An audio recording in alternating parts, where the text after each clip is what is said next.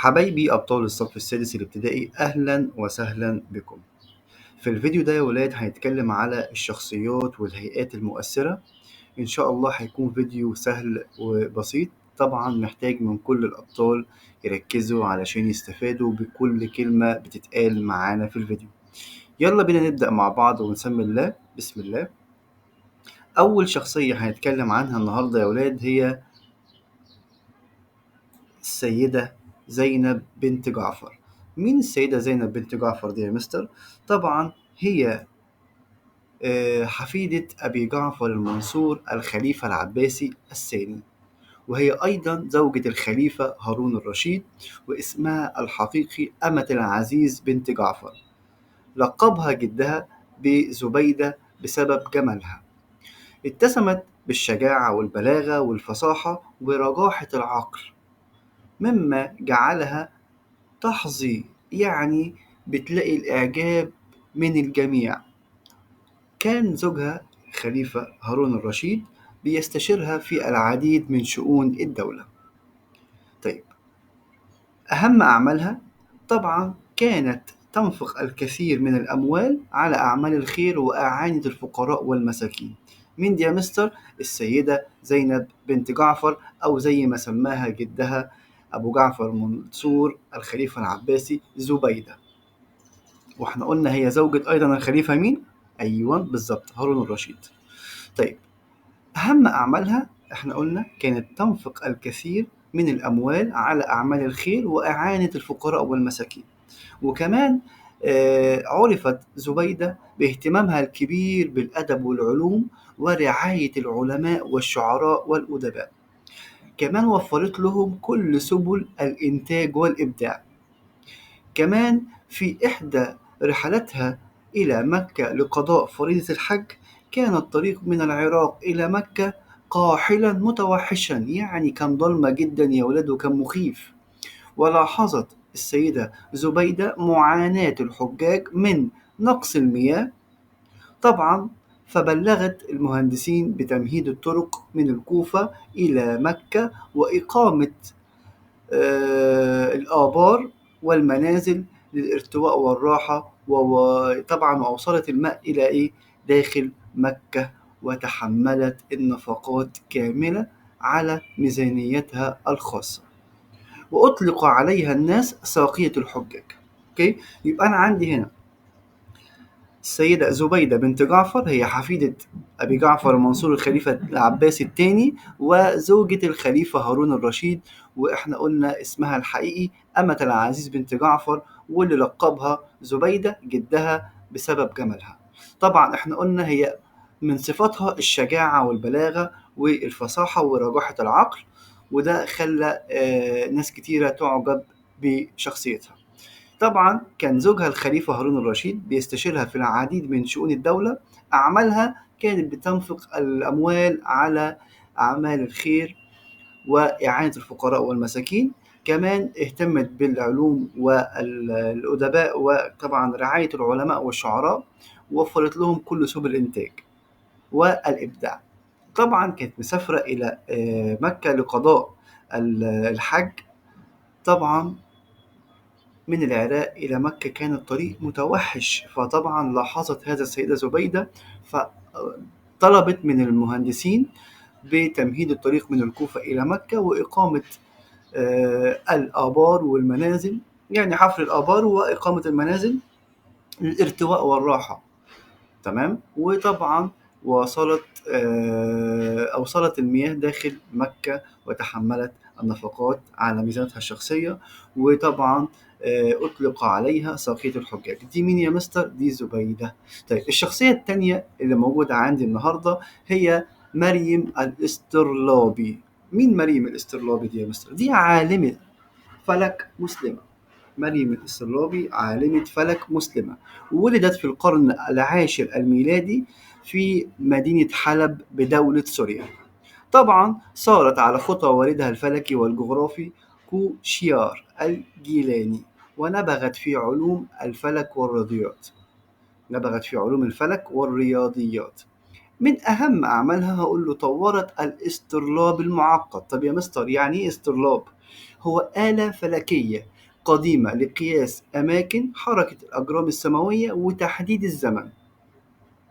وكمان الآلة دي تم استخدامها في الملاحة، يعني أي حد بيسافر كان بيستخدم هذه الآلة علشان يحدد اتجاه سفره. طيب كمان أيضا تم استخدام هذه الآلة في تحديد اتجاه القبلة وتحديد مواعيد الصلاة والصيام والإفطار والحج وبداية الأشهر الهجرية.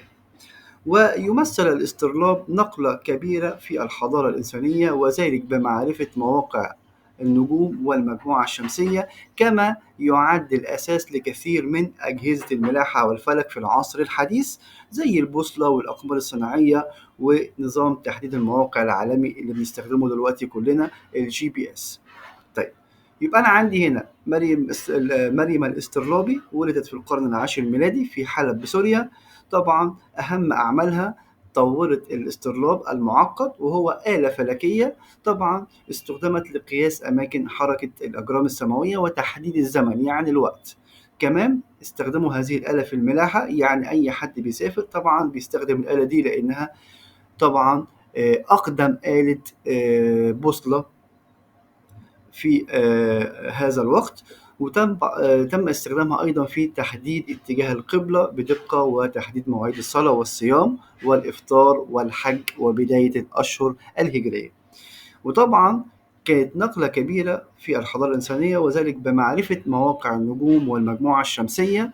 وطبعا يعد الأساس من أجهزة الملاحة والفلك في العصر الحديث زي البوصلة والأقمار الصناعية ونظام تحديد المواقع الGPS. طيب هندخل مع بعض دلوقتي على الهيئات المؤثرة في المجتمع العربي والإسلامي. أول حاجة هنتكلم عنها وهي الجامع الأزهر. طبعا الجامع الأزهر يا ولاد من أهم المساجد في مصر وأشهرها في العالم الإسلامي. جامع الأزهر من أهم المساجد في مصر، أشهرها في العالم الإسلامي. سمي بالأزهر نسبة إلى السيدة فاطمة الزهراء بنت الرسول صلى الله عليه وسلم. يعد العصر المملوكي من أزهى العصور التي عاشها الأزهر الشريف، وده طبعا بسبب تسابق حكام المماليك في الاهتمام بطلاب وشيوخ الأزهر، وكمان أنفقوا عليه وقاموا بتوسيعه. طيب أهمية المسجد الأزهر أو الجامع الأزهر إيه يا مستر؟ طبعا تنوعت العلوم التي كانت تدرس في الجامع الأزهر زي العلوم الدينية واللغة العربية والتاريخ وغيرها من العلوم. يعني المكان دوت الجميل اللي هو الجامع الأزهر يا ولاد كان بيتم دراسة فيه العلوم الدينية زي طبعا القرآن والفقه والتفسير والحديث، وطبعا اللغة العربية والتاريخ وغيرها من العلوم. تم إنشاء 3 مدارس وإلحاقها بالأزهر. وطبعا أهم ما يميز الأزهر في العصر المملوكي هو إنشاء مساكن للطلبة، لأن في كانت طلبة بتيجي لمصر يا ولاد، وطبعا مفيش مكان بيباتوا فيها، فتم إنشاء مساكن للطلاب القادمين إلى مصر وعرفت بالأروقة. المساكن دي اسمها إيه؟ الأروقة. طيب يبقى أنا عندي هنا أول جزئية جامع الأزهر من أهم المساجد في مصر وأشهرها في العالم الإسلامي. سمي بالأزهر نسبة إلى السيدة فاطمة الزهراء بنت الرسول صلى الله عليه وسلم. وطبعا العصر المملوكي من أزهر العصور التي عاشها الأزهر علشان طبعا أو بسبب تسابق حكام المماليك في الاهتمام بطلاب وشيوخ الأزهر، وطبعا أنفقوا عليه وقاموا بتوسيعه. أهميته طبعا تنوعت العلوم التي كانت تدرس في الأزهر، يعني كان بيدرس أو كان ساحة لتدريس العلوم الدينية واللغة العربية والتاريخ وغيرها من العلوم. طيب احنا قلنا تم إنشاء 3 مدارس وإلحاقها بالأزهر، وطبعا ما يميز الأزهر في العصر المملوكي إنشاء مساكن للطلاب وعرفت بالأروقة. في عام 1961 تم إنشاء جامعة الأزهر والعديد من الكليات، فأصبحت أقدم الجامعات في العالم وتضم الملايين من طلاب العلم والأساتذة، إلى أن صارت قبلة العالم لكل المسلمين ومنارة الإسلام الشامخة يعني العظيمة. وكان الأزهر على مدار تاريخه منبع للوطنية وقلعة حصينة للدفاع عن القضايا العربية والقومية والإنسانية، وطبعا ترسيخ قواعد العدل. ولا زال الأزهر متحمل مسؤوليته العلمية والدينية والوطنية والحضارية تجاه الأمة الإسلامية. آخر أعمال الترميم بالجامع الأزهر كانت عام 2018، والتي استمرت 3 سنوات تقريبا. خلاص. طيب ندخل على الهيئة المؤثرة الأخرى في المجتمع الإسلامي أو المجتمع العربي الإسلامي. عندي هنا المنظمة العربية للتربية والثقافة والعلوم، وهي الأليكسو. إيه الأليكسو دي يا مستر؟ طبعا منظمة عربية تهتم بالتربية والثقافة والعلوم. نشأت هذه المنظمة عام 1970، وهي تابعة لجامعة الدول العربية. تضم الأليكسو في عضويتها جميع دول الوطن العربي. مقرها فين يا مستر؟ في تونس. طيب إيه الهدف منها أو رسالتها؟ النهوض بالثقافة العربية، وطبعا حماية التراث. أوكي. إيه كمان يا مستر؟ تحقيق الوحدة الفكرية بين دول الوطن العربي، وتنمية اللغة العربية والثقافة العربية الإسلامية داخل الوطن العربي وخارجه. كمان مد جسور الحوار والتعاون بين الثقافات العربية والثقافات الأخرى في العالم. طيب تبذل هذه المنظمة عدة جهود، زي إيه يا مستر؟ تطوير النظام أو تطوير نظام التعليم عن بعد. إيه كمان يا مستر؟ تعزيز أنشطة البحث العلمي في الوطن العربي، والاهتمام بالموهوبين وذو الاحتياجات الخاصة. وطبعا عندي تحسين صورة المرأة العربية في المناهج التعليمية، بكونها شريك أساسي في التنمية البشرية، ومساعدة الدول العربية على وضع خططها الوطنية في مجالات التربية والتعليم، وخاصة التعليم الأساسي. وكمان تكريم المبدعين والمبتكرين العرب.